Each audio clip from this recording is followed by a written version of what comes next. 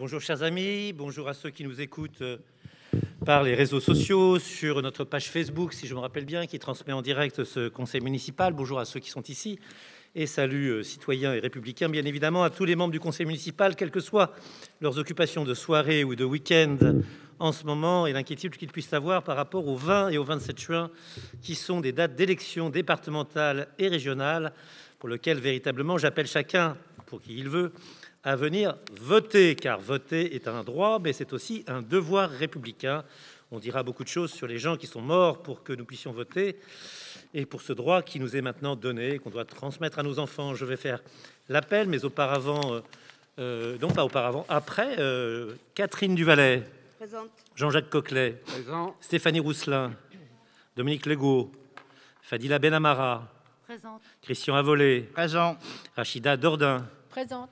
Alors Benoît Balu, que j'ai vu passer en vélo tel une flèche, mais qui se rendait ailleurs probablement au travail, a donné un pouvoir à Stéphanie Rousselin. Marilyn Deslandes, que nous voyons revenue parfaitement parmi nous et que nous saluons avec affection. Nabil Goul a donné pouvoir à Lassen Aïd Baba, qui l'accepte ce pouvoir de Nabil Goul. Inchi Altuntas, Lassen Aïd Baba, Grace Loubassou, Benjamin Marc, Présent. Christophe Coplot, oui, qui est là, pardon, excuse-moi, Christophe, j'entendais pas. Jacques Le Cerf, Ousmane Diaye, Présent. Jeanne Pouet, Béatrice de Boissy, Présente. Catherine Bataille, Baptiste Godefroy, Patrick Gressant, Sandra Ternisien, Marc Guillon a donné pouvoir à Aurélie Lefebvre, Géraldine de Liancourt, Daniel Gassa, Tania Gut, Aurélie Lefebvre, Présente. Ayoub Sabiri a donné pouvoir à Marc-Antoine Jamet, Anne-Cécile Vincent, Vanessa Mansouaka Massala a donné pouvoir à Catherine Duvalet, William Thierry. Pardon ? Vous êtes présent. Merci. On avait lancé un avis de recherche parce que ça faisait quelques conseils municipaux qu'on vous avait plus vus. Et comme il n'y a plus l'émission de Claude Pradel, c'est comme ça, avis de recherche ? Jacques Pradel, voilà, on s'inquiétait tous. On est heureux que cet appel à témoins vous ait permis de vous retrouver. Désignation du secrétaire de séance. Est-ce que Béatrice accepterait de succéder au roi Baptiste de Godefroy? Je la remercie. Voilà qui est fait. Approbation du procès-verbal. Vous savez tous qu'il y a des timbres auxquels il manque une dent, qui sont colorés de manière différente et qui valent des fortunes. Et donc, je vous conseille de garder ce premier exemplaire d'une photo en couleur de ce procès-verbal qui, normalement, sera retiré, me dit Madame Montmailleur, pour la partie archive. Elle se retrouvera en noir et blanc. Donc, toute personne qui sera détentrice de ce procès-verbal gagnera des fortunes entre 2076 et 2092. Voilà, c'est le fameux timbre sans dentelure, ou le timbre sans la marque, ou le timbre qui change de couleur. On a des fleurs. J'avoue que pour mettre en couleur, c'était pas le plus mauvais choix, Madame Montmailleur, que vous avez fait. Le serpent, qui est une œuvre d'art de nos jardiniers. Ville de Val-de-Reuil, est-ce que ce procès-verbal appelle de votre part des modifications? Je n'en vois pas et je vous remercie. S'il était syntaxique, orthographique ou autre, vous les communiqueriez à Madame Montmailleur. Nous allons être ici pour parler dans finances et de budget avec Jean-Jacques Coquelet, qui évoquera la dotation de solidarité urbaine de 2020 et qui nous fera son rapport d'utilisation. Daniel Gassa parlera des associations sportives avec les attributions des subventions 2021 sous forme d'acompte.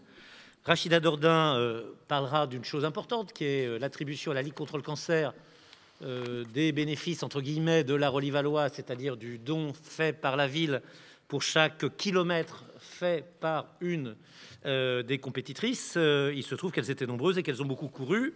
C'est donc une bonne chose. Aurélie Lefebvre parlera des associations culturelles et des attributions de subventions 2021.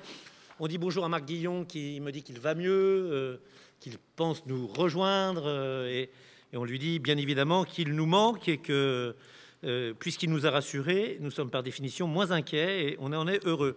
Béatrice de Boissy parlera des associations de parents d'élèves et des coopératives scolaires.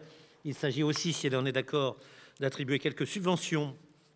Fadila Benamara repartira vers son sujet de prédilection, le commerce, avec la reconduction du fonds de soutien municipal au commerce Rolly-Valois impacté par la crise sanitaire liée à l'épidémie de Covid-19.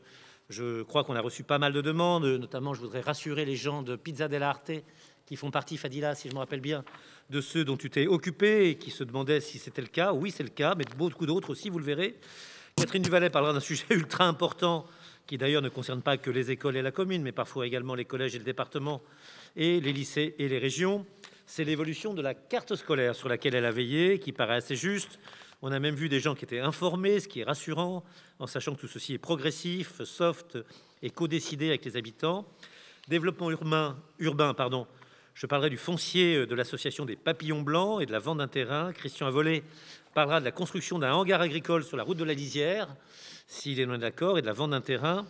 Ousmane Diaye parlera de modernisation numérique par la stratégie numérique et la possibilité offerte de recruter des conseillers. Elle est très impressionnante, cette image de moi avec M. Macron juste derrière moi. Et puis, Benjamin parlera du règlement général sur la protection des données, le célèbre RGPD, qui fait qu'on ne peut plus faire grand-chose. Et nous terminerons par le tableau des effectifs. Mais auparavant, je dois vous donner la lecture prescrite par l'article 75 du Code civil. Non, ça, c'est les mariages. Mais auparavant, je dois vous donner quelques notes d'actualité. D'abord, féliciter chacun sur des opérations qui sont terminées. Il y a vraiment une chose qui a été un succès, qui a été remarquable, qui a été gai, qui a été agréable, qui a été convivial, qui a été sympathique et qui a été bien vu. C'est l'opération Villefleurie, les vendredis 4 et samedi 5 juin. Ça a été remarquable. Je pense que Stéphanie, Tania et Anne-Cécile sont d'accord pour qu'on fasse un big up, comme on dit parfois, à Anne Le Loco, qui, je crois, voilà.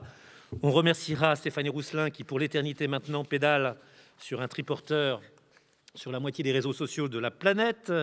On espère que ça va dépasser encore un certain nombre de personnes. Plantation offerte au foyer Olivallois, 2 barquettes d'ifleurs, des bulbes, du compost et un pot d'aromatique. C'était nouveau dans la composition générale, c'est bienvenu. 100 tonnes de compost qui sont parties.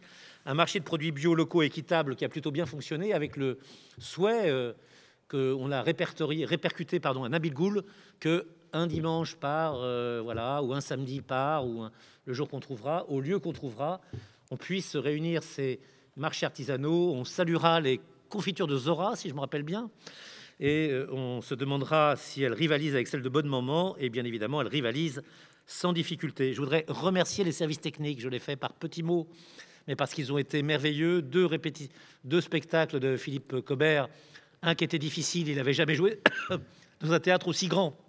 Ce spectacle, il avait donc pas ses repères, qui était compliqué, et un qui a été un triomphe, mais vraiment un triomphe le lendemain à la ferme de la Salle.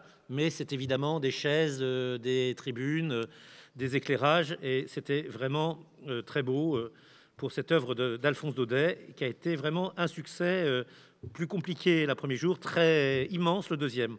Le repas des anciens, alors injustement, je reçois des dizaines de mails pour me dire que vous êtes merveilleux, donc je devrais dire que je ne le suis pas, et j'ai raison de le dire parce que c'est vous qui l'êtes. Les 1000 plateaux repas distribués, plus que plateaux repas, ont vraiment plu. Ce dont on avait peur, c'est que le prototype avait l'air bon. Est-ce que l'effet de série serait conservé? Eh bien oui, je le dis peut-être pour ceux qui ont sélectionné le partenaire, en espérant que le prochain repas des anciens sera de visu. Mais je signale que beaucoup de gens ont dit, moi, le repas des anciens, je suis pas si ancien que ça, et ça m'ennuie un peu d'être avec des très anciens parfois.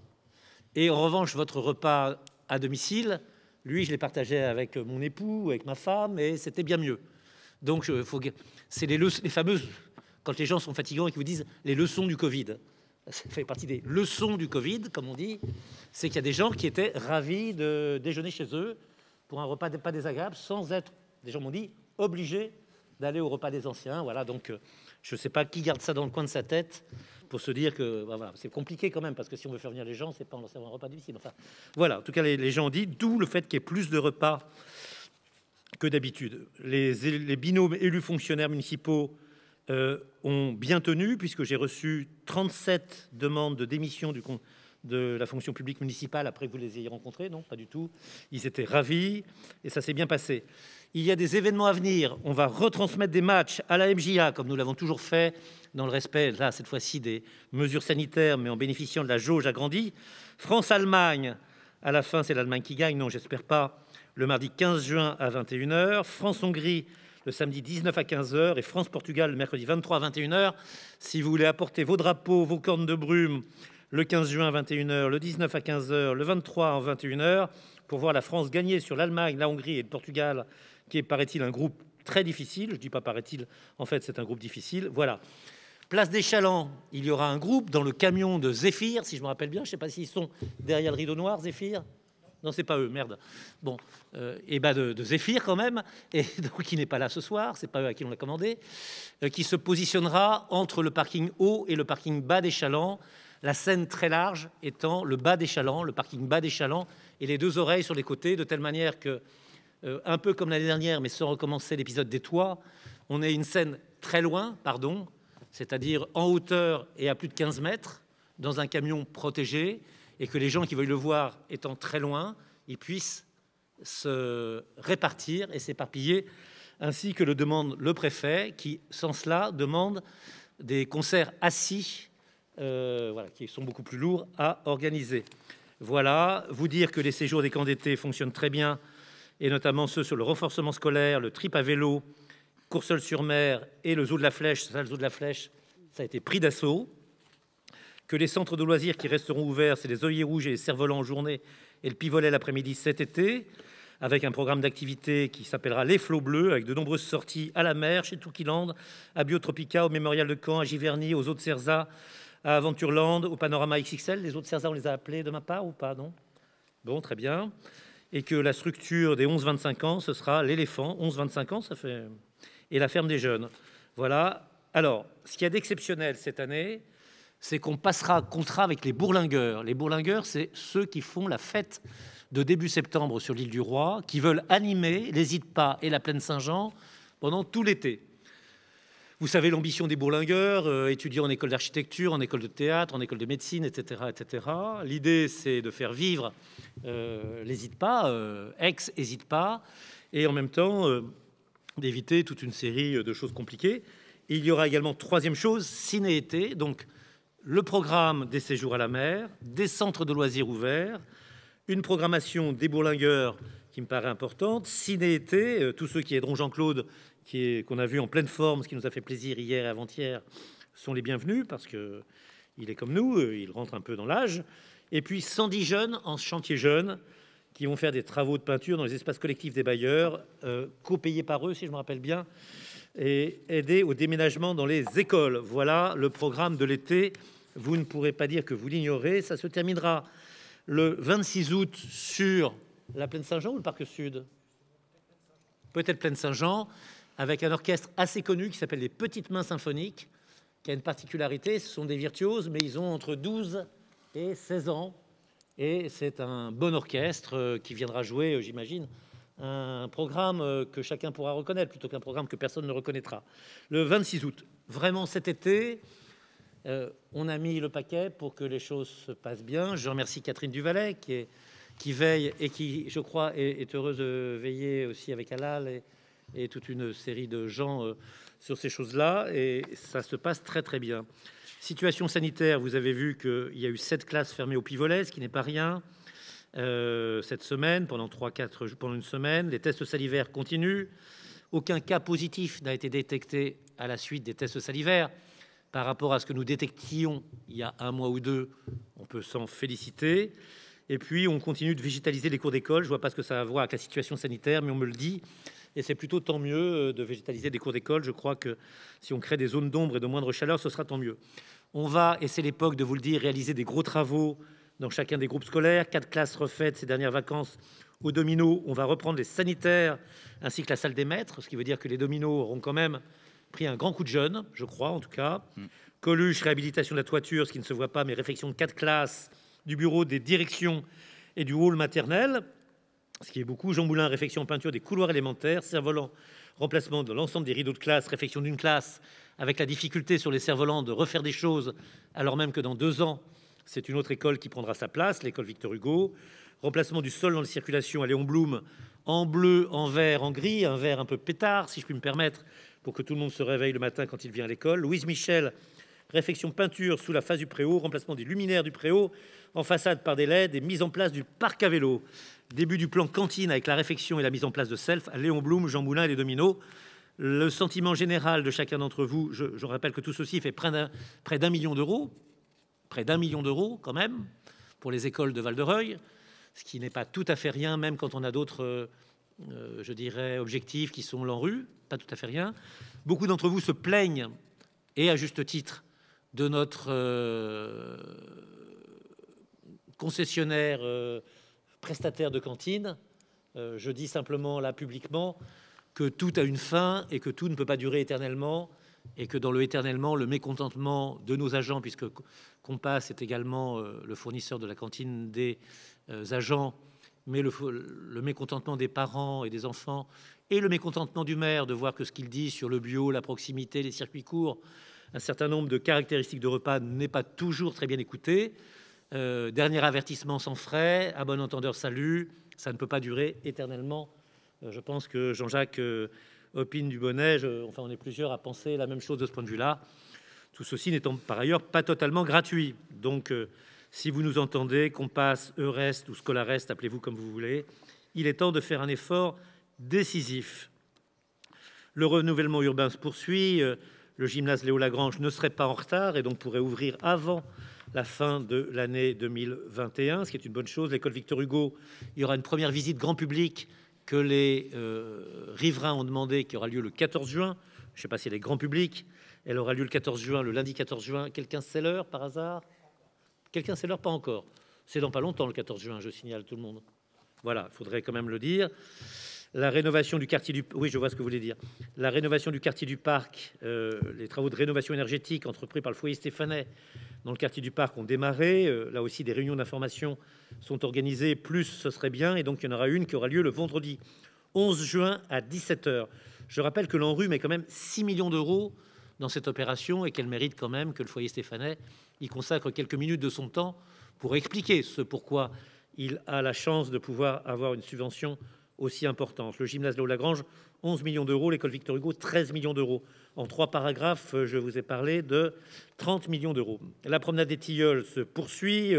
La maîtrise d'œuvre travaille également sur l'aménagement du futur quartier du Mail. Pour le moment, on a une période pas rigolote, c'est les estimations financières pour s'assurer que le projet correspond au budget convenu. Mieux vaut, en effet. Le relogement, 12 familles seulement restent à reloger dans le quartier du Mail, dans les immeubles du Pas du Coq et de Climuche. Je dirais simplement que notre problème et que nous avons maintenant moins de logements qu'on ne le pensait. D'abord parce qu'on en a déconstruit pas mal, et puis parce que beaucoup sont occupés, et que donc on a une difficulté à reloger les habitants qui quittent le Mail, alors même que j'ai demandé vraiment au service que des gens qui disent « je veux rester à Val-de-Reuil », ce soit quelque chose qu'on leur propose. Mais évidemment, si on leur propose quelque chose qui ne correspond pas du tout à leur goût, mais néanmoins, vraiment, se priver d'habitants qui souhaitent rester et leur dire « vous allez aller à Léry à Louviers », c'est pas possible. Il faut véritablement que ces habitants puissent rester. Et je sais que c'est très difficile dans la mesure où on a de moins en moins de logements vacants. La vacance a fondu comme neige au soleil. Travaux de voirie, route de Louviers, aménagement de la voirie piste cyclable entre la chaussée d'Héry et la Fontaine des Droits de l'Homme commencera le 14 juin. Et comme il y a très peu de travaux dans la ville, que la route des Falaises n'est pas du tout barrée, je suis sûr qu'un petit coup de travaux le 14 juin, route de Louviers, sera vraiment pris avec beaucoup de bonheur par les habitants. Donc faisons attention peut-être sur les dates de démarrage des travaux et sur les panneaux qui indiqueront à chacun ce que sont ces travaux. Je disais à l'instant à M. Tristan que depuis 3 semaines que la route des Lacs est barrée pour faire passer les réseaux de la rue Victor Hugo, il serait peut-être temps de mettre un panneau clair disant « Ici, nous faisons passer les réseaux de l'école Victor Hugo » pour que les gens comprennent pourquoi la route des Lacs est barrée depuis si longtemps. 14 juin, le démarrage des travaux, quelle drôle d'idée. Réalisation de la passerelle sur l'Eure en lien avec la dalle et la gare. On aura un jury en fin juin et un deuxième jury de sélection de septembre. J'espère qu'on pourra être très tenu en avant, enfin, que dans le cahier des charges, on a pu être très consulté parce que cette passerelle qui donc passera à travers le quartier des Noé pour aller vers la gare, elle aura plutôt intérêt à être jolie, moderne, intéressante, novatrice, plutôt que moche en plexiglas et en carton bouilli. Voilà, donc, mais néanmoins, ceux qui ont la maîtrise d'ouvrage sur cet ouvrage, justement, c'est la case, si je me rappelle bien, ce qui n'est pas garant d'une qualité fabuleuse obligatoirement. Voilà où on en est. Vous avez vu qu'on a inauguré les maisons Comépos le 4 juin, les 3 maisons qui font l'objet de mesures par le CEA, l'école des mines, le CNRS. Je dis à celles qui s'occupent d'écoles ici, et vous êtes, j'ai ma voisine notamment, qu'ils souhaiteraient, si c'est possible, et si ça les intéresse, que les écoles passent, ou les groupes de centres de loisirs passent, pour leur exposer les bienfaits d'une maison régulée thermiquement. Môme à 8 ans, personnellement, moi, je préférais voir France-Allemagne. Mais je ne sais pas, enfin, si vous en trouvez qui sont... Voilà. Asti, qui est un centre de formation au métier de la logistique Voie de Lorée, va s'y installer, dépôt du permis de construire. On a un manque de logements, et heureusement, on a des logements en cours. Mobicap, je le rappelle, au croisement Falaise et Voie Blanche, personnes handicapées et personnes âgées. Next City, chaussée de Léry, dans le prolongement du théâtre, résidence intergénérationnelle, si je me rappelle bien. Et puis Kaufmann & Broad, chaussée de Léry également, dans le prolongement de celle de Next City, résidence intergénérationnelle. On en a un besoin urgent. Sans ça, on doit mettre des habitants à la porte. Et ça, il n'en est pas question. Et puis IBS veut créer 40 logements à la Chaîne Étroit. Et il y a un foncier qui s'est libéré le long de l'avenue des Falaises. C'est le foncier du Mail, évidemment, qu'on aimerait bien voir occupé. IBS dit « j'ai des projets » et c'est tant mieux. Parc écologique de la Gare, on a attribué le marché à un monsieur qui s'appelle Samuel Craquelin, qui va commencer les travaux le premier trimestre 2022. Il y en a pour 2 millions d'euros pour transformer ce parc qui part derrière la gare. Et donc les immeubles SPI qui vont se mettre à gauche face au centre, voilà, va être paysagé avec une partie très apaisée, jardin, square public, une partie observation de la nature et peut-être une partie jardin familiaux au bout. Je pense que tous ceux qui travaillent avec Anne Le Locaux sont plutôt contents de travailler avec elle et du travail qu'elle fournit et qui est un travail qui est assez conceptuel. Enfin, je veux dire qu'elle réfléchit à tout cela, mais je n'oublie pas notre indispensable, c'est lui d'ailleurs que je torture avec le plus de plaisir, Pierre-Antoine Aurière, qui vraiment fait des merveilles et qui doit dire à ses services qu'il fait des choses très bien. Il est là-bas. Galerie Vivaldi, on essaie avec une copropriété qui est résistante à faire des choses mieux, mais on a bien du mal. Repeindre, mettre des caméras, des lumières, végétaliser. Bravo Christian Avolé d'être sur tous les coups, mais c'est difficile. Et donc voilà. Et puis un ennui, c'est, et je le dis puisqu'on est très écouté, la mise en place de la tonte différenciée. Et là, on a fait, pour des raisons que l'on ne vous dévoilera pas, Rachida Dordain et moi, je ne sais pas où est-ce qu'il est Rachida, Ici. nous nous promenions ensemble quand nous fûmes interpellés par des gens qui remettaient vigoureusement en cause le concept même de tonte différenciée et assimilant la tonte différenciée dans des mots que je ne résumerai pas devant vous car ils vous choqueraient, en un puissant foutage de gueule qui consiste à ne pas faire son travail. Voilà, donc expliquer la biodiversité, la pollinisation, etc. Mais quelques petits panneaux de temps en temps expliquant les vertus de la tonte différenciée serait vraiment indispensable, parce que là, c'était vraiment de la tonte différenciée. Simplement, les gens pensaient que c'était pas entretenu. Et il m'arrive de me promener avec Fadila Benamara également, les jours où je ne me promène pas avec Rachida Dordain, ou avec Catherine, ou avec d'autres encore. Et là, on a eu rebelote à la Siloge, ou la Siloge, c'est pire encore, c'est le concept même d'écoquartier qui implique que se développe naturellement un certain nombre d'espèces qui ne sont pas des mauvaises herbes, au contraire, mais qui sont assez envahissantes. Et là, beaucoup de gens nous disent « Ah, c'était mieux quand vous entreteniez le quartier ». Quand on entretenait le quartier, je le dis aussi puisqu'on est entendu, c'est le moment où on a failli perdre le label écoquartier. Dominique me dit oui, Dominique Legault qui suit tous les bailleurs sociaux avec force, parce que justement on tondait. Donc on aurait pu être écoquartier. Donc le problème, c'est on perd le label écoquartier si on tombe, et puis c'est pas une bonne chose par rapport à ce qu'on souhaite faire. Et d'un autre côté, les gens ne sont pas toujours très heureux que la tonte différenciée fasse qu'il y ait des baobabs géants devant leur porte. Donc c'est vraiment, il faut expliquer. Je terminerai par les travaux de voirie. Rue des Cornalisiers, voirie, création de trottoirs en evergreen. Impasse Boquet, voirie trottoir. Rue du Coteau, voirie trottoir. Rue du Moulin Bachelet, voirie. Voie verte haute, voirie plus trottoir. Voie blanche, aménagement de stationnement et d'acheminement piéton. C'est terminé. Pas tout à fait sur la rue des Cornalisiers, si je puis me permettre. C'est un peu optimiste comme liste. Je rappellerai l'intérêt des trottoirs en couleurs différentes des places et l'intérêt du bitume rouge, notamment quand il n'y a pas trop de trottoirs. La voie de la Marelle, le 7 juin, commencera trottoir impair et voirie. La rue du Zénith, le 14 juin, aménagement de places de stationnement en evergreen. La voie de l'Envol, 14 juin, aménagement de places de stationnement en evergreen. Voie Marmaille, allée des Triolets, 7 juin, réalisation des marquages. Voie du Sanglier, 14 juin, trottoir pair. Impasse des Bachinets, 21 juin, voirie. Ils seront contents, on y était. Prolongement de la voie de l'Ordonnée durant l'été. La voie de l'Ordonnée est donc la voie qui partira des immeubles Amex qui donnent sur la route des Falaises. Enfin, il y a la résidence des Falaises, il y a ces immeubles Amex, on passe au milieu. Et à gauche, il y a l'entreprise d'Irosa, connue pour ses palettes et son générateur de temps en temps. Et quand on passe l'entreprise Irosa, à travers les champs, il y a le parvis avec des poiriers fastigiés, de l'école Léon Blum. Donc c'est relier les poiriers de l'école Léon Blum à la route des Falaises, par une rue nouvelle, ce qui est, que tout le monde demande, je crois, en tout cas qui est très bien vu et qui serait là. On m'avait promis également de m'expliquer les 23 places de stationnement du côté du Zénith de l'Aube, mais j'aurai un colloque particulier. Sécurité, alors, ils sont là dans les tribunes. Est arrivé le premier agent le 17 mai, il s'agit de Michael Charrier, Michael Charrier est celui qui est le plus grand des trois, il faut bien le reconnaître. Il est au milieu, il était, si je me rappelle bien, vous faisiez des transports de l'administration pénitentiaire, transports de matières hautement dangereuses et précieuses, qui sont les détenus. Et donc vous êtes avec nous et vous avez pris votre service. Tout le monde en est content. À côté de lui, je crois qu'il était... souvent vous verrez, je dis je crois, mais quand je suis sûr, mais c'est pour pas avoir d'ennui avec vous. La phrase, c'est « je crois qu'il était gendarme ». Voilà.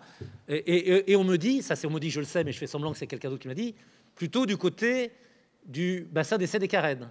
Voilà. Et donc, du coup, vous voyez, je ne me suis pas mouillé. Un, je donne des renseignements. Et deux, vous pensez que je ne suis pas discret parce que c'est d'autres qui me l'ont dit. Donc, voilà, c'est Valentin Foucourt, qui, lui, n'est pas en tenue encore et qui est gendarme au bassin d'essai des Carènes. Donc, deux recrues nouvelles qui viendront nous aider et qui s'intègrent peu à peu avec l'équipe et qui découvrent que Michael Boutier est le plus méchant des chefs de service, comme ça se sait, mais nous l'apprécions et nous l'aimons.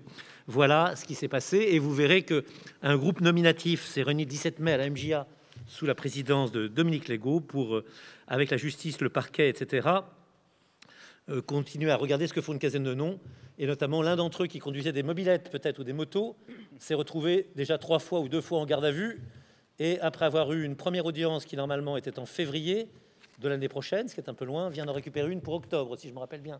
Je n'ose dire que c'est Monsieur Fra, et je ne dirai pas son nom en entier.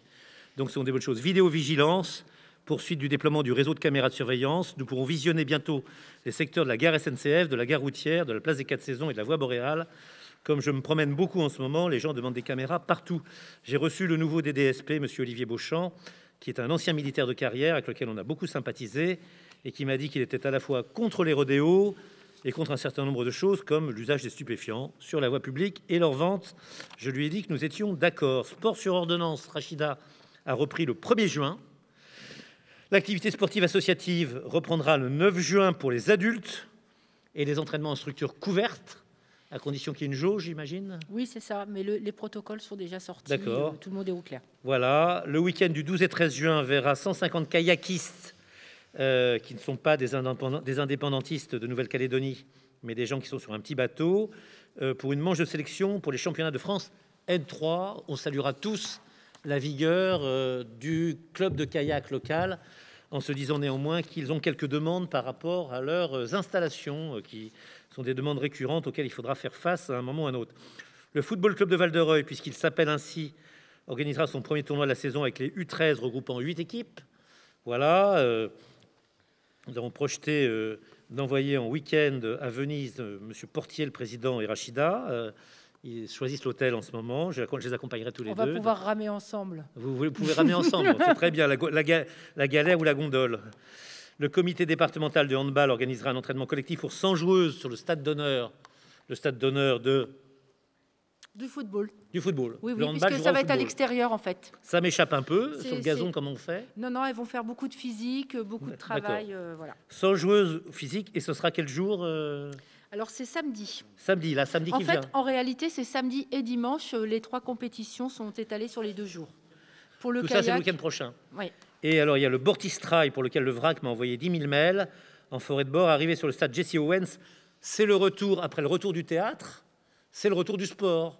Parce qu'on verra, et ça fait longtemps qu'on n'a pas vu ça, 500 concurrents arrivés sur les différentes courses. Et je crois que ça faisait très longtemps qu'on n'avait pas vu ça, avec une jauge maximale autorisée par la préfecture de 150 coureurs par course. Alors, je l'indique à tous ceux que ça intéresse, et je vois que Ousmane lève le doigt, donc je l'inscris d'office. Quelques places sont encore disponibles sur le 30 km, Ousmane. Ah. Non, tu préfères le 10 parce que c'est possible aussi. Voilà, et puis la journée olympique aura lieu le 23 juin, célébrée partout dans le monde, et il y aura des choses que le service des sports et Madame Raveau feront, j'imagine, oui, pour célébrer l'olympisme. Val-de-Reuil, labellisé terre de jeu, va évidemment se mobiliser. 15 sports olympiques en démonstration pratique. Tout ça aura lieu le 23 juin. Mais où? Où? Alors pour le moment, il y a le parc sud, mais c'est pas sûr du tout parce qu'il faut des sanitaires, etc. Et on pense à la plaine Saint-Jean. Ok, et comme vous suivez les réseaux sociaux de Madame Dordain, vous avez vu que la salle de gymnastique et sa nouvelle fosse de réception sont en cours de construction pour 40 000 euros. C'est l'idée que on ne peut pas avoir une salle de compétition de gymnastique et la laisser filer. C'est la même idée que pour la piste d'athlétisme, des installations de qualité qu'il faut entretenir et maintenir. Tennis, reprise des tennis extérieurs en terre battue. On a vu un monsieur Le Fur, il y a à peine une demi-heure, qui est monsieur Squash ici, qui était heureux que les choses repartent, qui voulait l'aide de la ville pour obtenir une aide de 12 000 euros sur 3 ans afin d'avoir un référent et qui demandait qu'il soit soutenu auprès du ministère des Sports et du préfet, ce que nous devrions faire, Tout à fait, Rachida, tout à mais fait. encore faut-il Oui, que oui, quelqu'un l'écrive. Et puis alors, c'est la dernière, et j'ai fini. Il fait des tas de choses. Il a été à Paris-Dauphine, à Sciences Po Grenoble, avec un management des organisations culturelles. Il a été assistant de production dans une maison qui s'appelait Caramba Spectacle, encore raté. Il a travaillé au Consulat général de France à Los Angeles, pour celles qui aiment Pasadena. Je me tourne vers Jeanne, où il a été chargé de mission culturelle. Il a été au Consulat général de France, attaché de presse, à l'ambassade de France aux États-Unis, attaché culturel, à l'ambassade de France au Canada, voilà, attaché de coopération et d'action culturelle. Je regarde si, parmi ses mérites nombreux, il y en a d'autres. C'est le nouveau directeur des affaires culturelles, qui s'appelle Étienne Farrer, et c'est le seul qui n'est pas policier, qui est là-bas et qui est venu, voilà. Alors, peut-être autrefois, quand on était gentil et agréable, on applaudissait gentiment ceux qui venaient, donc on peut peut-être le faire de la même manière.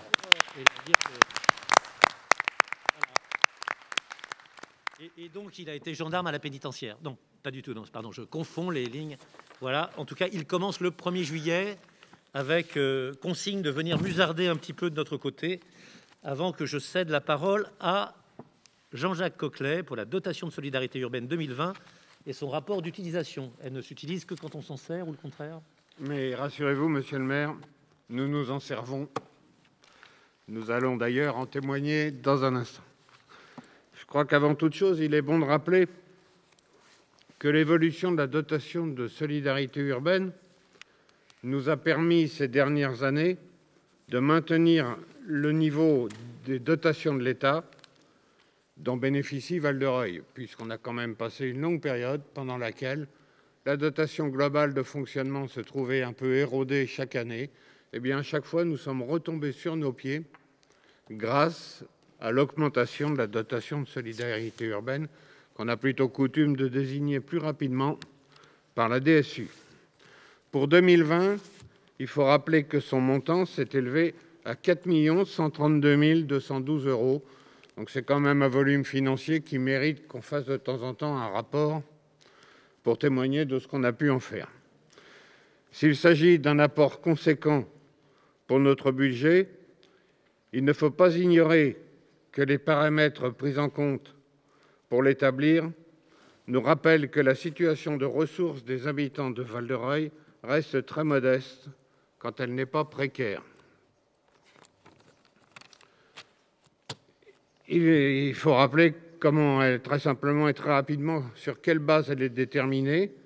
Eh bien, sachez que pour son établissement, on retient 30 % du potentiel financier des habitants, puis 15 % de la proportion de logements sociaux, 30 % de la proportion des bénéficiaires d'aide au logement et 25 % du revenu imposable moyen des habitants.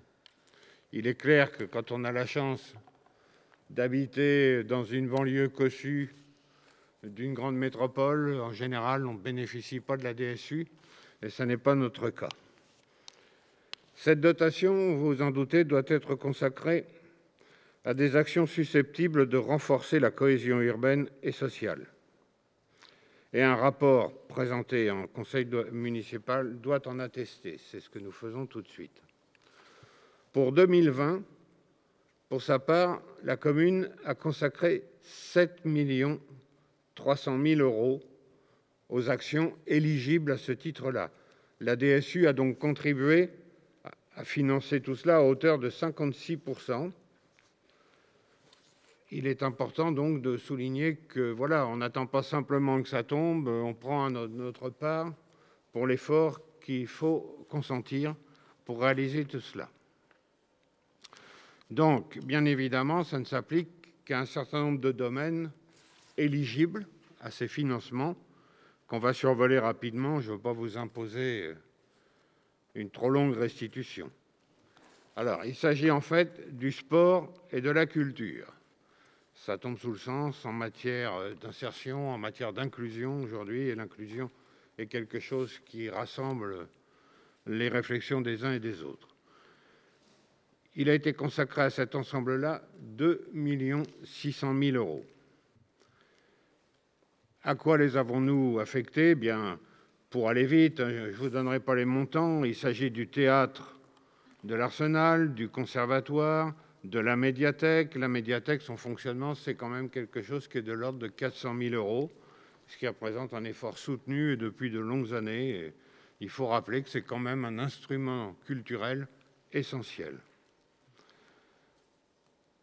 Mais également, nous avons consacré 780 000 €, vous me pardonnerez si j'enlève 1 000 €, ça fait un compte rond, pour soutenir les pratiques sportives et maintenir la qualité des équipements sportifs, comme vous pouvez vous en rendre compte ici même, puisque vous constaterez que vous êtes sur un plancher neuf et que l'ensemble de la salle a été remise à niveau, ce qui est loin d'être désagréable pour nous qui venons une fois de temps en temps, mais qui devrions rejoindre rapidement, nous le souhaitons, la salle du Conseil, mais surtout pour les usagers de cet établissement.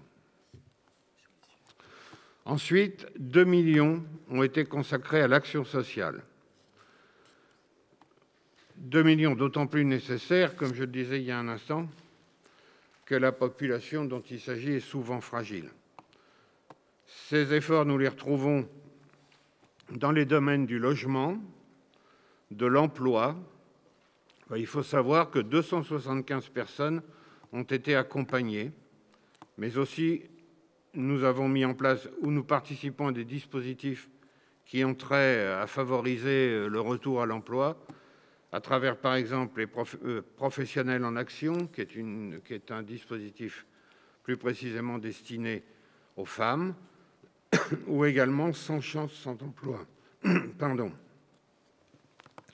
C'est également de l'aide sociale directe, avec les secours financiers, le revenu étudiant, qui déjà existait en 2020, même si nous l'avons élargi, et je dirais pratiquement généralisé à tous les étudiants plus récemment du fait de la crise sanitaire, les allocations de solidarité consécutives à la crise sanitaire, auxquelles il a bien entendu fallu souscrire, c'était une nécessité, ou encore les 584 aides au transport qui ont été accordées au cours de l'année 2020.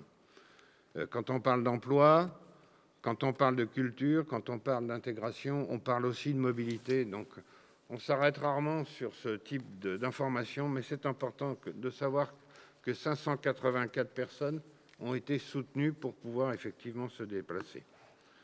À cela, il faut ajouter l'engagement soutenu dans des investissements socio-éducatifs. C'est l'objet, entre autres, du CLAS, contrat local d'accompagnement scolaire, puisque nous postulons que la résolution des problèmes sociaux passe souvent par l'éducation.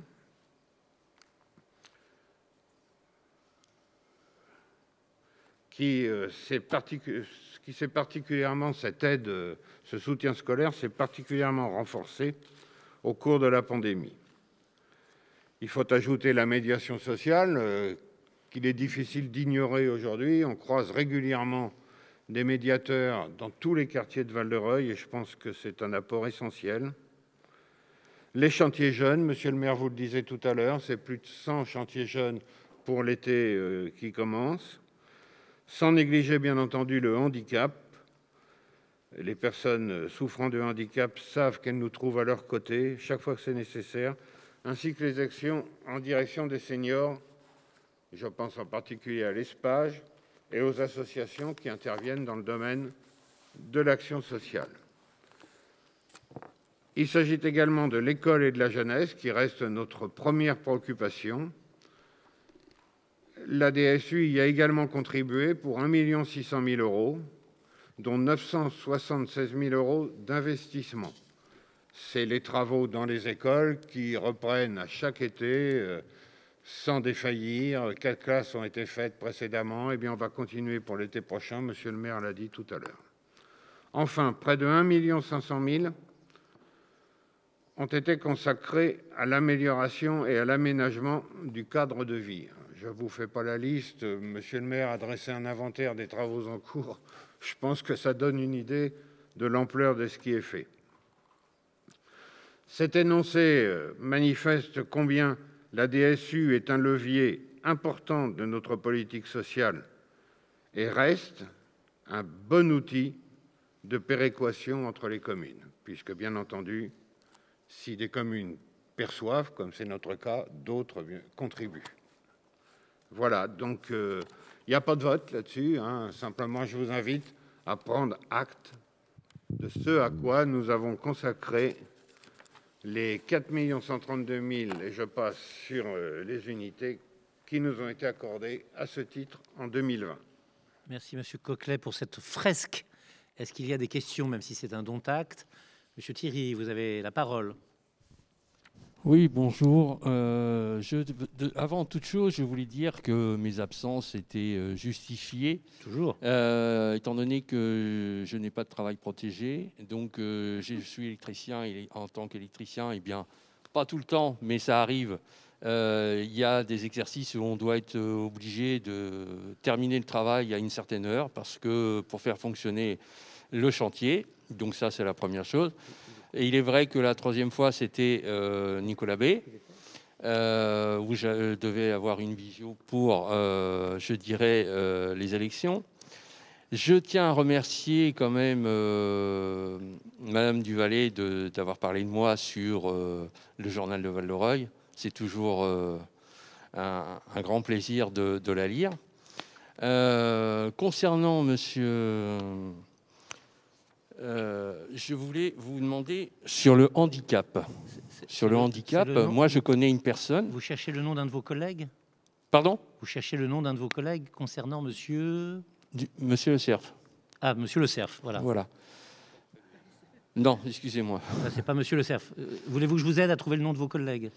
Excusez-moi, j'ai un trou. C'est monsieur Coquelet. Monsieur Coquelet, excusez-moi. Qui est assez connu. Je voulais juste simplement dire qu'une personne a dû attendre 6 ans pour avoir une maison, parce qu'elle habitait au 5e étage, et qu'il a fallu que monsieur le maire soit interpellé à Auchan. Donc je voudrais savoir comment fonctionne le système des handicapés, parce que normalement, ce sont quand même des gens prioritaires. Et attendre 6 ans pour une personne handicapée qui habite au 5e, sans ascenseur, c'est surtout avec les ennuis, je dirais, de santé. Je ne pense pas que ce soit une véritable aide qu'elle a pu avoir, parce que c'est quand même une personne qui a fait pas mal de démarches, que ce soit auprès de vous, que ce soit auprès de députés, que ce soit auprès de plein de gens. Il n'y a pas eu de solution pendant 6 ans. Donc j'aimerais savoir pourquoi. Très bien. J'apprends que je tiens permanence à Auchan, ce qui me rassure d'une certaine façon. Monsieur Dominique Legault voulait vous répondre. Donc pour cette personne... Oui, vous m'entendez là? Très bien. Oui. Bon, pour cette personne que j'ai reçue, et donc on a fait les recherches pour lui trouver une maison, il faut savoir que cette dame, dans son dossier qu'elle avait rempli pour avoir cette maison, n'avait pas rempli toute la partie handicapée. Donc elle n'était pas considérée handicapée pour cette demande. Donc c'est moi qui l'ai reçue, qui lui ai fait constater, et c'est pour cela qu'elle a refait une demande avec la motion handicapée, et c'est pour ça qu'elle a pu avoir sa maison. D'accord, mais il y a une chose... Je rappelle à chacun que le conseil municipal n'est pas le lieu, mais vous le savez, des dossiers individuels. Mais on va continuer néanmoins. Non, mais je le rappelle à chacun par déontologie. C'est connu que ce n'est pas le lieu des dossiers individuels. Allez-y, mais je suis tout à fait d'accord, mais je préfère... le faire quand même.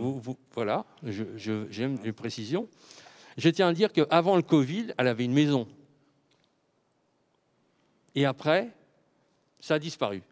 Donc, ce n'était pas un problème de remplissage ou de quoi que ce soit, puisque avant le Covid, elle avait une maison. Merci. Vas-y, allez. Alors, pour toujours cette dame-là, le problème, c'est que cette dame-là, avec son fils, n'avait pas fait ce qu'il fallait, correctement, pour pouvoir une maison plus rapidement. Mais on va pas s'étaler sur les Voilà, détails c'est- parce que... Non, parce que voilà, Voilà. là, il y a la dame et Mais son... il y a eu des faits Bon. qui ont fait... Voilà. qui ont fait Maintenant, si vous voulez que dans tous les logements sociaux, il y ait une priorité systématique aux personnes handicapées, vous verrez que dans quelques documents que je mets dans les boîtes aux lettres, c'est quelque chose pour lequel je me bats. Il se trouve, et je le rappelle, et vous le savez, que Val-de-Reuil, et c'est une particularité, accueille 50% des personnes éligibles à l'AAH de l'agglomération de 110 000 habitants. Il se trouve que les logements qui sont le plus souvent très accessibles sont des logements sociaux, dont j'ai dit, et pour le regretter, il y a à peine quelques secondes, qu'ils étaient moins nombreux, qu'il y avait moins de vacances. J'ajoute que quand c'est logement social, c'est un logement social, Dominique, ce sont des maisons, il y en a de moins en moins. Donc, je regrette bien évidemment que la personne ait attendu 6 ans. Je me félicite qu'en m'ayant vu, ça ait débloqué les choses. Je ne m'étonne pas qu'en fait, la réalité, c'est que Dominique Legault, qui est le bon ange d'un certain nombre de personnes, ait pu la tirer d'affaire. Je regrette les 6 années, je ne peux pas vous dire davantage. On est dans une situation où un dossier très important, et j'espère que Monsieur Coquelet, que je n'appelle pas toujours Monsieur Le Cerf, et vice-versa, arrivera à le mener avec nous. C'est pas désagréable pour l'autre, oui, vous le reconnaissez. C'est la possibilité de reconstruction de logement social sur site en rue qui nous est interdit pour le moment en fonction de règlements qui s'appliquent à des gens qui ont des quartiers en rue. Mais nous, c'est la ville qui est en rue. Donc, dans des quartiers en rue, on ne reconstruit pas sur le site et on reconstruit à côté d'autres logements sociaux avec un certain nombre d'entre eux, la quasi-totalité d'ailleurs, qui sont accessibles aux personnes handicapées. Notre problème actuellement, c'est qu'on ne peut pas reconstruire sur site des logements sociaux et qu'il va falloir que nous passions, si je me rappelle bien, monsieur Tristan, c'est ça, devant à la fois l'ANRU et la communauté d'agglomération pour être autorisés à reconstruire sur site des logements sociaux. Le tout étant qu'ils soient moins importants que le nombre de ceux que l'on détruit. Donc ça, c'est l'explication technique. L'explication ponctuelle, elle vous a été donnée par monsieur Legault, mais restons plutôt aux choses générales, normalement, au conseil municipal, car il est public. Est-ce qu'il y a d'autres questions sur ce sujet? Je n'en vois pas. Je vous remercie. Et nous passons, Daniel, si vous le voulez bien, à l'attribution des subventions sportives. D'accord. Enfin, le sport reprend tant pour les entraînements que pour les compétitions, aussi bien pour les jeunes que pour les adultes. Et cela fait un bien fou à tout le monde. Même si la saison sportive 2020-2021 touche à sa fin, les clubs ont joué le jeu au fil des annonces gouvernementales afin de permettre la continuité des pratiques. Malheureusement, la lutte contre la pandémie nécessaire a eu des conséquences sur les associations sportives. Diminution de renouvellement d'adhésion, réticence des sponsors, limitation des entraînements aussi bien en qualité qu'en quantité, impossibilité de pratiquer les jeux collectifs et les disciplines de contact. Les associations sportives wallivalloises, accompagnées par les services de la ville, ont su rebondir, innover et s'adapter aux conditions. Solidarité toujours. La ville de Val-de-Reuil a ouvert, dès qu'il a été possible, la piscine Alice Mila et a ainsi répondu présente. Le maintien des subventions à l'identique de l'année précédente est un signal fort de la municipalité sur son soutien au milieu associatif et va permettre ainsi la reprise en septembre.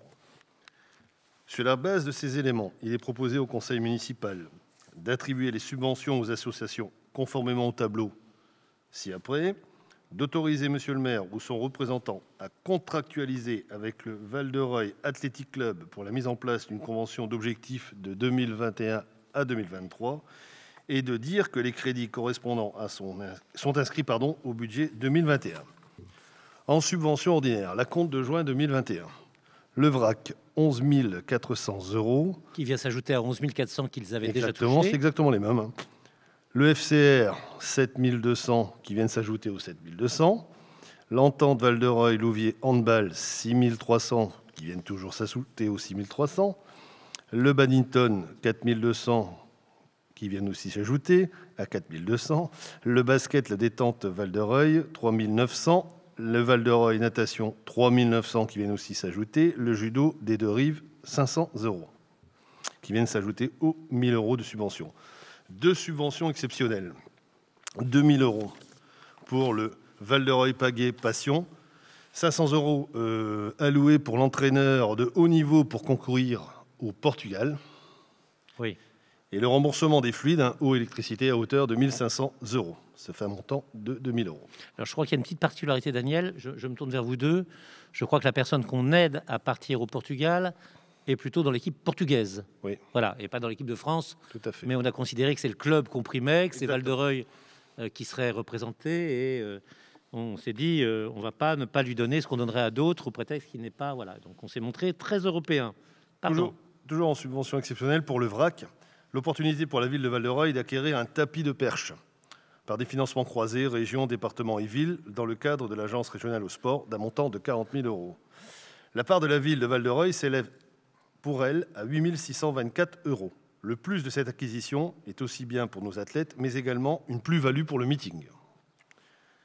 Avez-vous des questions? La prochaine fois, on prendra un tapis de carpe. Ça coûtera moins cher qu'un tapis de perche.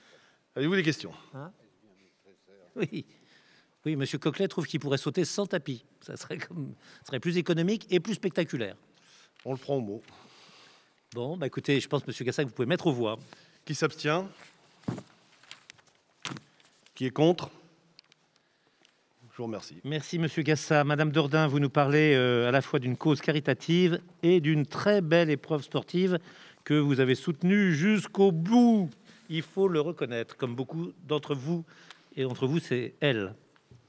Merci. Donc, écoutez, je vais quand même être assez rapide, puisqu'au dernier conseil municipal, on avait longuement parlé de la Relie-Valoise sur la question sportive, sous les aspects conviviaux, enfin bref, on avait même félicité en direct les participantes.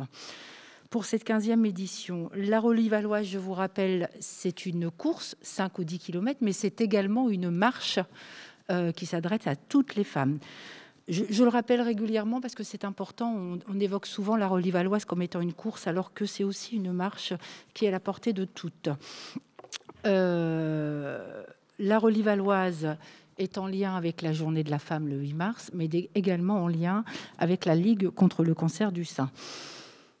Sur cette année qui a été extrêmement particulière, puisque c'était une course connectée, qui a duré 8 jours, Monsieur le maire nous a proposé de pouvoir verser 1 € pour chaque kilomètre parcouru. Je crois qu'on peut être un peu fiers, d'abord parce que nous avons eu 1600 personnes, 1600 femmes et jeunes filles qui se sont inscrites sur cette 15e édition. Et nous avons donc rassemblé une somme de 8 932 €. Donc, l'idée, c'était de faire un chèque arrondi à 9 000 € à la Ligue contre le cancer. Moi, je voudrais juste souligner une petite chose, et on n'en parle pas toujours parce que la Relie-Valoise prend beaucoup de temps.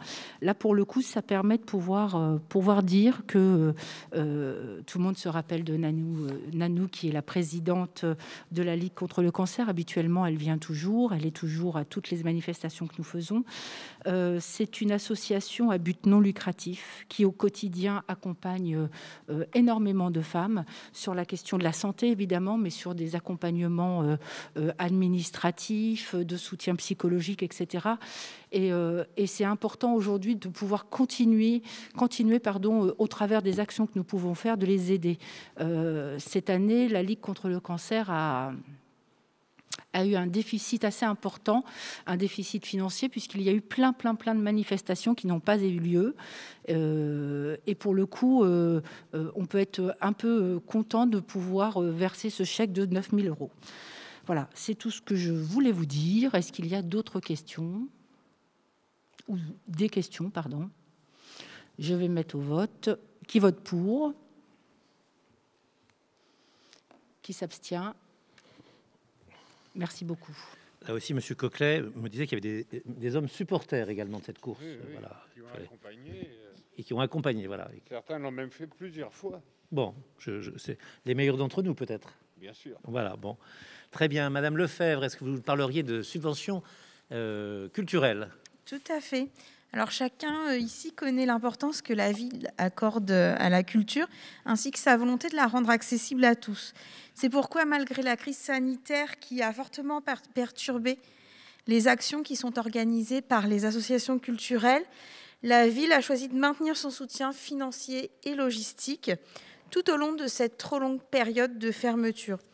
Cet engagement a permis aux artistes de continuer leur travail, puisque les résidences et le travail auprès des jeunes publics ont pu être maintenus. Et d'ailleurs, les réseaux sociaux nous ont permis d'en constater la vitalité. Cependant, les conséquences de la crise sanitaire ont provoqué des retards dans la tenue des assemblées générales, ce qui a rendu impossible les vérifications des pièces financières. Nous avions d'ailleurs voté ces derniers mois la prolongation des conventions ainsi que le versement d'un premier acompte aux différentes associations afin de leur faciliter le passage de la crise sanitaire. Donc ce soir, il est proposé de voter l'attribution d'un second acompte pour l'ensemble de ces structures d'un montant qui sera équivalent au premier acompte versé, c'est-à-dire pour l'Arsenal 174 000 €, pour la Factory, enfin pour les associations qui gèrent ces structures sportives, culturelles, pardon. Pour la Factory 6 000 €, pour Faire briller les étoiles 24 000 € et pour la compagnie de danse Beau Geste 9 000 €. Donc le solde sera attribué par la suite après qu'on ait pu analyser les pièces justificatives, bilan financier, lors d'une prochaine séance de conseil municipal, ce qui leur permet d'avoir un délai supplémentaire pour boucler les dossiers. Est-ce que vous auriez des questions? Non, alors je vais passer au vote. Qui vote contre? Monsieur Le Cerf a des responsabilités importantes dans des associations. C'est parce que tu as des responsabilités dans... Voilà. Ne prends pas part au vote parce que... D'accord. Bon, voilà. Et donc, oui, alors du coup, des abstentions. Je n'en vois aucune. Je vous remercie. Béatrice, est-ce que vous nous parleriez des associations pour les parents d'élèves et les coopératives scolaires? Oui, alors la ville de Val-de-Reuil poursuit son engagement auprès des associations par la mise à disposition de locaux, de personnel, de matériel, de transport et de moyens de communication qui leur permettent de participer à la vie locale par des actions qu'elles mènent sur le territoire rollivallois. Ces aides sont bien souvent complétées par l'attribution d'un soutien financier fixé à partir de l'étude du dossier de demande de subvention déposé par les associations. En dépit d'un contexte budgétaire toujours plus contraint, la ville maintient en 2021 son soutien au secteur éducatif associatif, notamment pour les enseignements du primaire. La coopérative scolaire est un regroupement d'adultes et d'élèves qui décident de mettre en œuvre un projet éducatif s'appuyant sur la pratique de la vie associative. Elle est dotée d'un budget propre destiné à financer principalement des projets éducatifs coopératifs ou des actions de solidarité. Ces ressources proviennent notamment du produit de ces activités, les fêtes d'école, les kermesses et spectacles, de dons et subventions, ainsi que de la cotisation de ses membres. Les comptes rendus d'activités et financiers sont communiqués lors des conseils d'école, au sein desquels siègent notamment les représentants des parents d'élèves, ainsi que le maire ou son représentant. Malgré la situation actuelle liée aux contraintes sanitaires et à la baisse de possibilités d'organiser des événements conviviaux, les subventions aux coopératives scolaires sont attribuées sur les mêmes montants que les années précédentes, à savoir 300 € par école. Cette année, une seule association de parents d'élèves, l'APE de Coluche, a sollicité une subvention pour organiser des sorties scolaires et des achats de matériel complémentaire pour les écoliers à hauteur de 400 €, donc 80 € de fonctionnement et 320 € pour les activités prévues. Sur la base de ces éléments, il est proposé au conseil municipal d'attribuer les subventions aux associations, suivant le tableau ci-dessus. Donc 300 € x 14 écoles, soit 4 200 €, et 400 € supplémentaires pour l'association des parents d'élèves de Coluche, soit un total de 4 600 €. Et il vous est également proposé de dire que les crédits correspondants sont inscrits au budget 2021 au compte 6 574, subventions de fonctionnement aux associations et aux autres personnes de droit privé. Y a-t-il des questions? Qui vote contre? Ah pardon, je n'ai pas vu. Oui. Madame Bentoutas ne prend pas part au vote. D'accord. Donc, qui vote contre? Donc une abstention. Je vous remercie. Qui c'est qui s'abstient? Non, c'est ne prend pas part au vote. Ah, ne prends pas. Ok, merci Béatrice.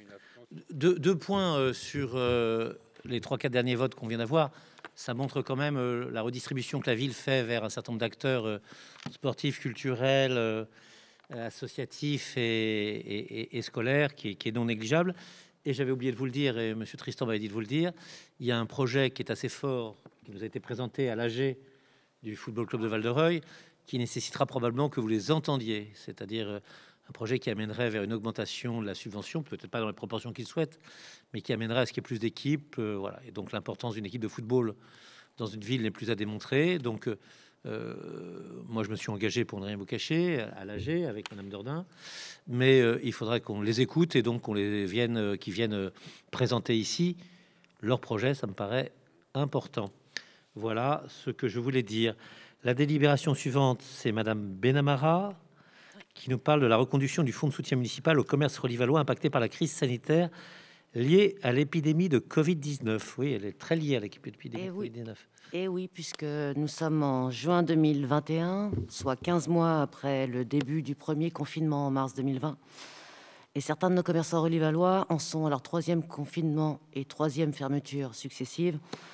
Donc la ville, depuis juin 2021, est aux côtés de ses commerçants, a déjà procédé à une première série d'aides en juin 2020 pour 46 commerçants conjointement avec les services de l'agglo, moitié ville, moitié agglo.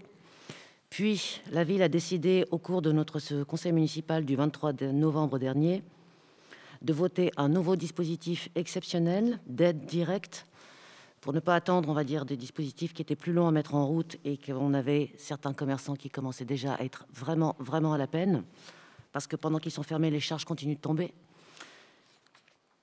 Et nous avons donc débloqué un fonds municipal d'urgence en décembre 2020 de 104 000 euros, dont on a fait bénéficier 74 commerçants au total, pour des montants qui variaient de 1 000 à 2 000 à 3 000 euros, suivant leurs difficultés en matière de trésorerie, en matière de retard de loyer ou en matière de faible trésorerie, puisque certains avaient eu le malheur d'ouvrir justement pendant la période du Covid. Comme si ça ne suffisait pas, le gouvernement a décidé de reconfiner le département de l'Eure, qui a fait partie des 19 départements lourdement impactés par l'aggravation de la situation sanitaire en France. Et malheureusement, cette fois-ci, certains commerces ont à nouveau été refermés. On se demandera toujours pourquoi les coiffeurs ont eu le droit de rester ouverts et les esthéticiennes ont dû être fermées, alors qu'ils observaient les mêmes règles d'hygiène et de sécurisation de leur clientèle. Moyennant quoi, nous avons encore une fois décidé de soutenir, avec Monsieur le maire, le conseil municipal et les services, nos commerçants, pour dire que si ces commerces non essentiels sont fermés jusqu'au 19 mai, et ça a été le cas, puisque du 31 mars jusqu'au 19 mai, ils ont dû attendre de pouvoir réouvrir pour certains, d'autres ne sont pas encore réouverts, comme les activités commerciales autour des loisirs. Donc certains n'ouvriront que le 9 juin, d'autres le 30 juin. Et la ville a donc décidé de débloquer un nouveau programme d'aide à nos commerçants pour l'année 2021, d'un montant forfaitaire de 30 000 euros, qui sera donc débloqué après examen de tous les dossiers, parce que nous avons donc invité les commerçants à se faire connaître auprès de nos services et de Madame Engam plus précisément, notre manager centre-ville qui centralise toutes les demandes, sous la houlette de Monsieur Tristan, notre DGS, et puis avec une validation par Monsieur le maire. L'idée étant, encore une fois, qu'on préfère soutenir nos commerçants plutôt que de voir des rideaux se fermer définitivement. Et sur la base de ces éléments, y a-t-il des questions? Je n'en vois pas pour ceux que j'arrive à distinguer. Ah si, peut-être Monsieur Thierry au loin. Allez-y, Monsieur Thierry. Oui, tout à fait. Tout d'abord, je remercie l'ensemble de l'équipe municipale de soutenir ces commerçants. Ce que je vais dire, c'est une simple question. Ne voyez pas en soi un soutien plus particulier vis-à-vis d'un autre commerçant. Simplement, le factory, pourquoi n'a-t-il rien? Parce qu'il est resté fermé pendant pas mal de temps. Alors, je ne sais pas où vous prenez vos informations, Monsieur Thierry, mais puisqu'on parle du cas particulier du Factory Sport Café, donc brasserie qui a été fermée, si je me souviens bien, quelque chose comme 9 mois au total, il a été aidé à la première vague, il a été aidé à la deuxième vague, et il sera aussi aidé à la troisième. Vous avez d'autres questions?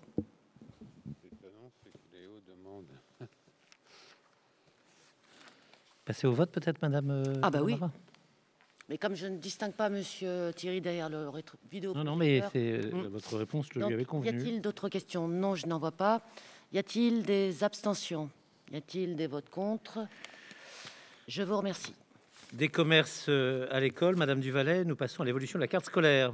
Alors, l'évolution de la carte scolaire, donc c'est la première que l'on fait depuis, je dirais, depuis nos 4 mandats, hein, en fait, que nous avons démarré ensemble, Monsieur le maire, en fait.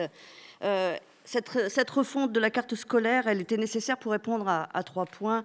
La première, c'était la cohésion avec les nouvelles constructions, puisqu'on a de nouveaux écoliers et qu'il était nécessaire de prendre en compte ces nouveaux habitants dans les différents lieux scolaires. La construction de la nouvelle école Victor Hugo qui ouvrira en 2023 et qui est légèrement décentrée par rapport à celle d'aujourd'hui, les cerfs-volants, qui, elle, est amenée à disparaître et va donc nous obliger aussi à regarder la proximité.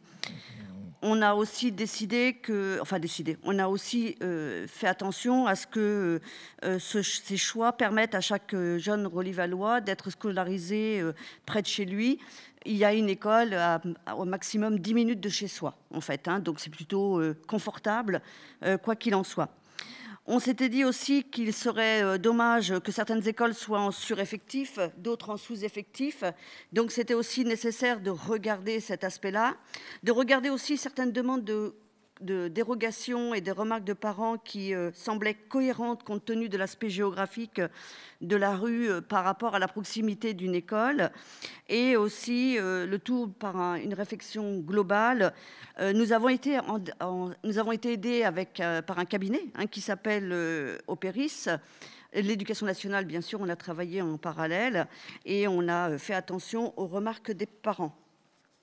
Donc là-dessus, nous avons fait une nouvelle carte scolaire qui va se mettre en place progressivement. Et je voudrais rassurer tous les parents et tous les élèves. 2021, il n'y aura pas de véritable changement puisque de toute façon, c'est plutôt engagé déjà, les rentrées scolaires.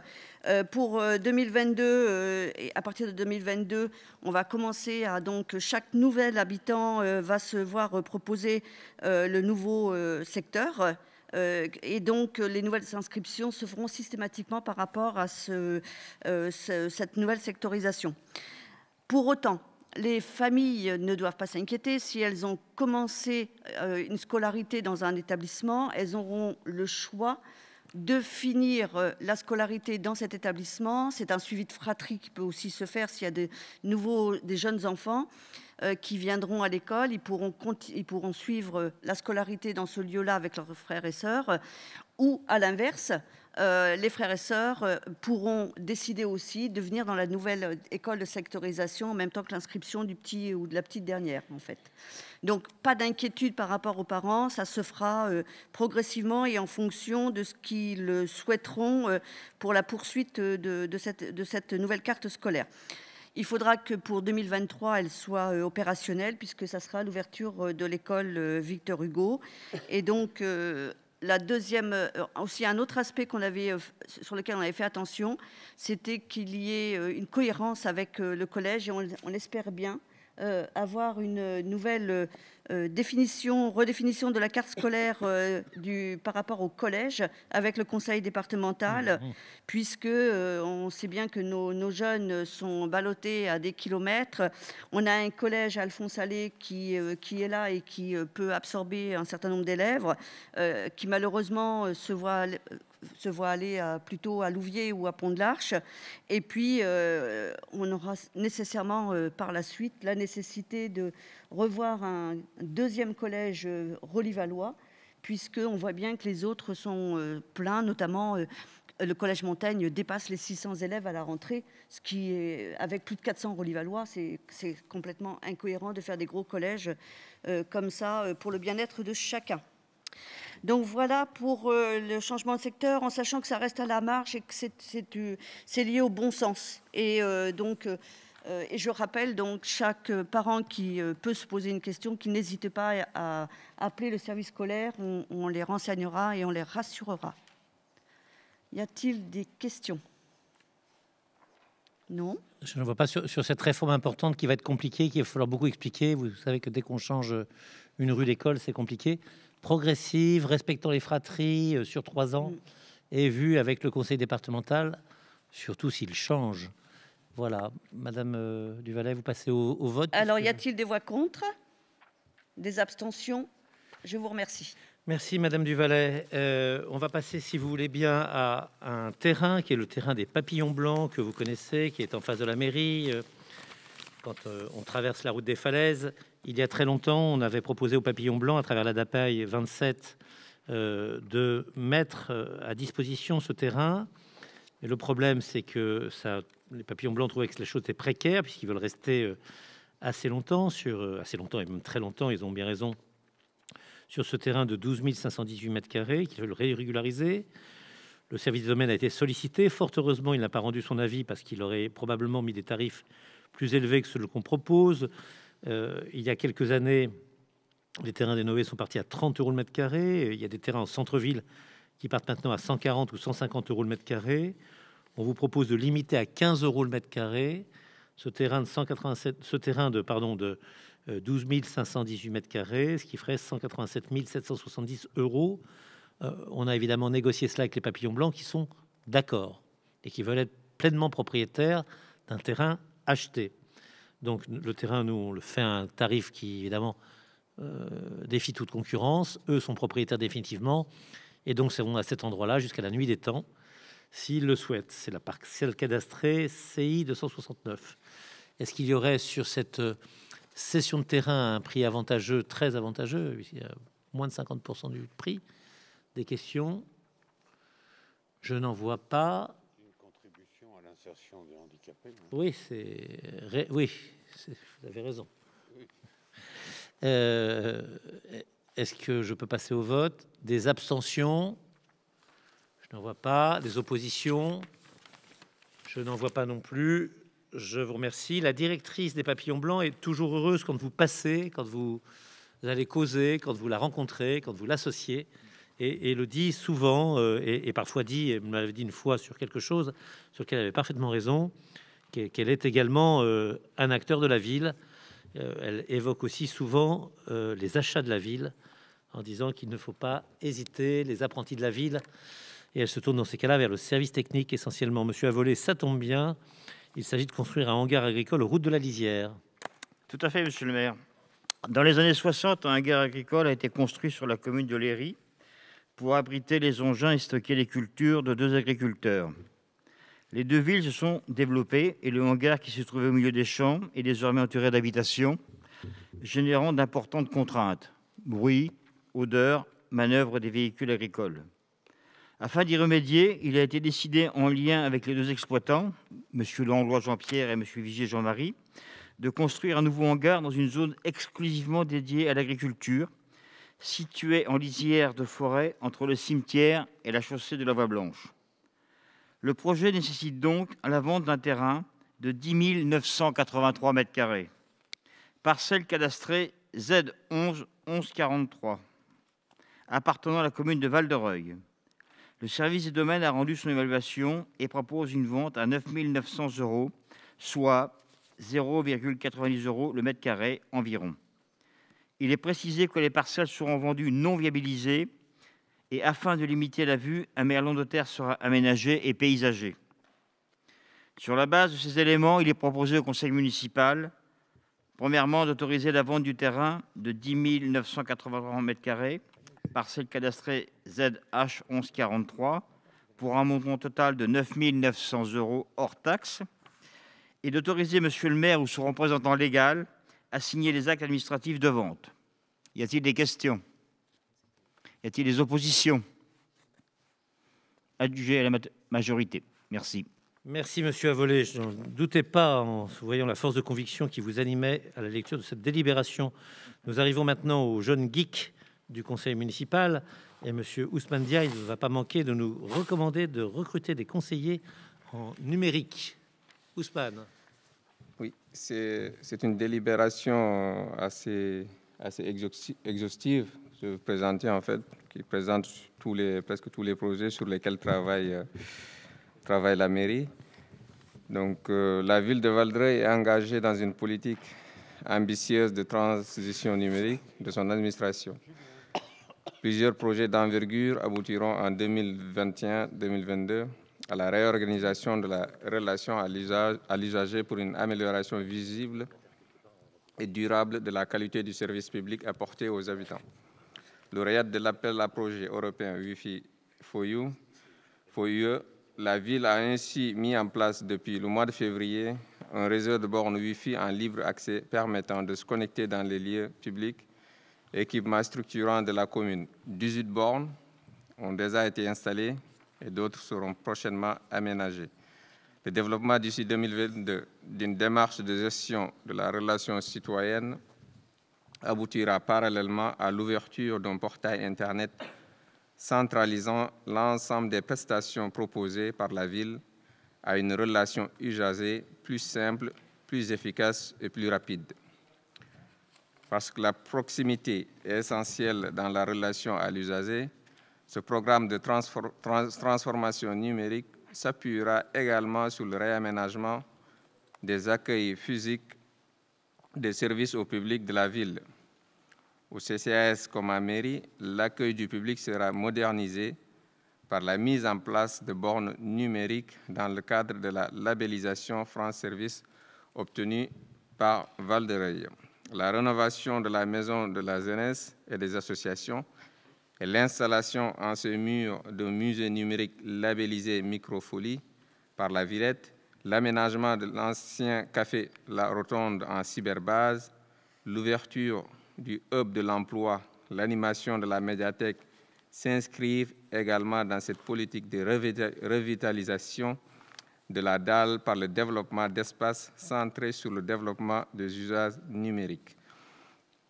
Afin que tous les Rolivallois puissent bénéficier d'un égal accès aux services publics, la ville mène une politique volontariste d'accès aux droits et d'accompagnement dans la réalisation des démarches administratives. Outre la labellisation France Service, le dispositif Aidant Connect permettra d'accompagner dans la réalisation de démarches administratives des personnes ne pouvant réaliser leurs démarches en ligne seules. Afin de former les jeunes et les demandeurs d'emploi et de les familiariser aux outils numériques, la ville mettra également en œuvre le pass numérique. Enfin, la ville poursuivra son travail avec les associations intervenant dans le champ de l'accès aux droits et à la médiation administrative. Pour toutes ces raisons, la ville a souhaité candidater au dispositif conseiller numérique France Service mis en œuvre dans le cadre du plan France Relance. La première vague de sélection par les services déconcentrés de l'État et l'Agence nationale pour la cohésion des territoires a abouti à l'attribution de 2 conseillers numériques à la ville. Une seconde vague de sélection pourra aboutir à l'attribution de nouveaux postes de conseillers numériques à la commune. La ville bénéficiera donc d'un accompagnement financier de 50 000 € par poste sur une durée de 2 ans pour le recrutement de 2 conseillers numériques. Ces conseillers pourront se voir confier des missions reposant sur l'accompagnement des usagers du CCAS et de la mairie dans l'usage des outils numériques, l'animation des dispositifs d'accès aux droits et de lutte contre l'électronisme, la participation à des animations éducatives et culturelles en lien avec le numérique. Il est donc proposé de recruter 2 conseillers numériques sur la base de contrats à durée déterminée de 2 ans. Après la signature du contrat de travail, le conseiller numérique bénéficie d'une formation entièrement prise en charge par l'État, aboutissant à l'examen correspondant au certificat de compétences professionnelles, CCP, accompagner différents publics vers l'autonomie dans les usages des technologies, services et médias numériques, correspondant au premier CCP du titre professionnel de niveau 5, responsable d'espace de médiation numérique. Sur la base de ces éléments, il est proposé au conseil municipal, de décider de créer 2 emplois non permanents à temps complet de conseiller numérique correspondant à la catégorie C, d'autoriser Monsieur le maire à signer les conventions de subvention au titre du dispositif conseiller numérique France Service, de modifier le tableau des effectifs annexé au budget primitif, d'inscrire les crédits correspondant au budget de la commune. Donc, si vous avez des questions sur cette délibération. Non. Je vais mettre aux voix. Y a-t-il des voix contre? Des abstentions? Je vous remercie. Merci Ousmane. Et pour l'avant-dernière délibération, c'est Benjamin, sur le RGPD. Oui, tout à fait. Aujourd'hui, plus de 2 tiers des Français affirment être attentifs au traitement qui est fait de leurs données personnelles lorsqu'ils utilisent Internet, preuve que cette préoccupation est à l'heure du tout numérique, considérablement rentrée dans les mœurs. 85% des Français déclarent ainsi avoir des attentes importantes en matière de données personnelles vis-à-vis des services relatifs à la santé, secret médical oblige, au même niveau que l'administratif. Cet appel à l'émergence de solutions locales fait écho au besoin d'interagir avec des acteurs plus proches de l'utilisateur, où ce dernier ne sera pas laissé sans information ni recours concernant la territorialité de son empreinte numérique. Cette attention croissante portée à l'identité numérique nous conduit à affirmer quelques principes fondamentaux en ce qui concerne la prise en compte de ce besoin dans l'administration municipale, celle de la ville comme celle du Centre communal d'action sociale. Vous avez en pièce jointe de cette délibération un document édictant notre politique de protection des données.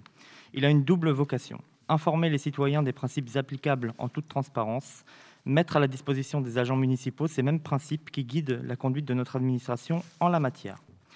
Ces principes concernent l'ensemble des données qui sont traitées par nos services, de manière numérique comme de manière plus traditionnelle. Nous sommes à Val-de-Reuil engagés dans une transformation numérique.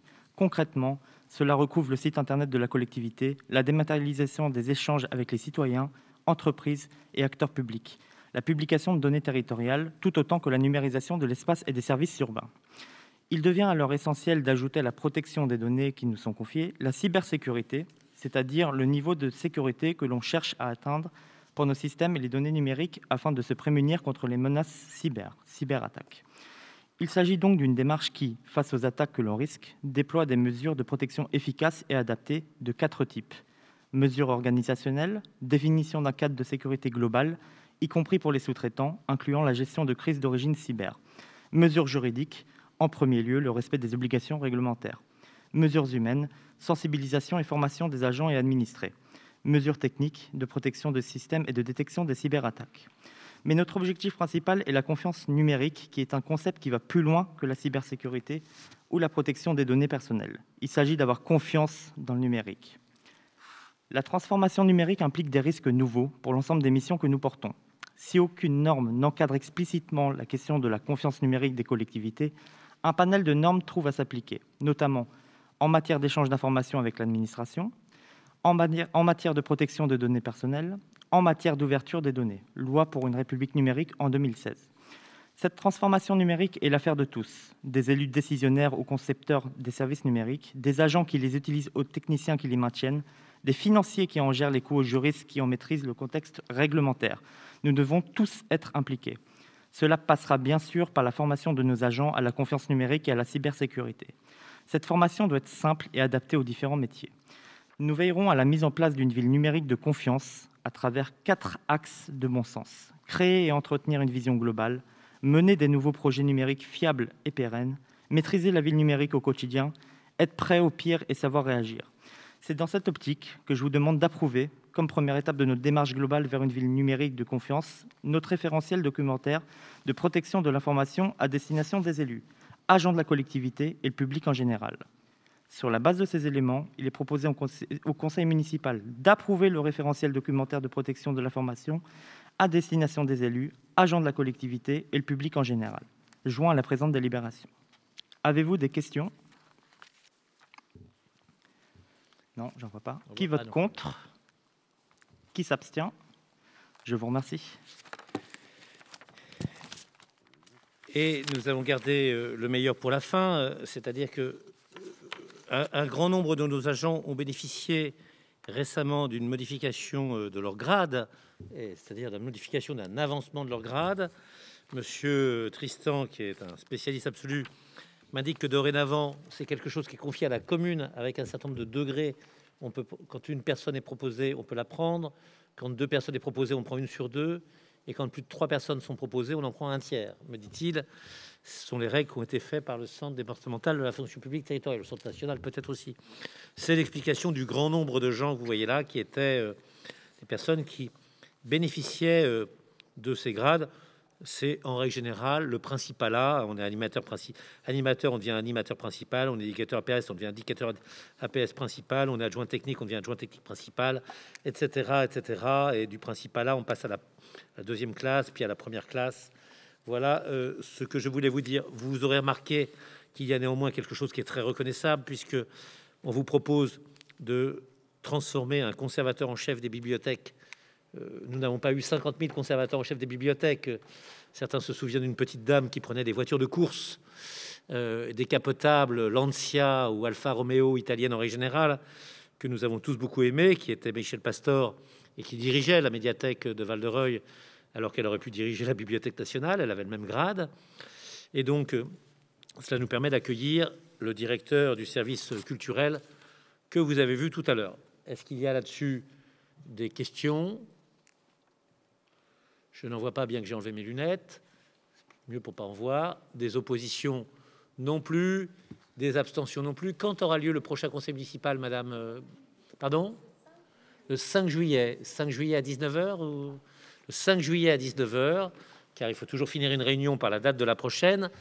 Je ne pense pas qu'il y ait d'annonce particulière. La seule chose que je recommande vraiment à chacun, c'est de faire œuvre de citoyen et de citoyenneté en se rendant à son bureau de vote. Je remercie d'ores et déjà les conseillers municipaux qui vont devoir tenir 2 lignes de vote dans un même bureau, c'est-à-dire une ligne départementale, les collèges, le social, tout ce qui accompagne, dit-on, l'homme du début de la vie, l'enfance jusqu'à la fin, qui est l'EHPAD, c'est pas très gai, et la région, le lycée, la stratégie économique, les transports et notamment les transports ferroviaires. Donc voilà, venez nombreux. Merci à vous tous, bonne soirée et merci de votre suivi et de votre intérêt. Bonne soirée.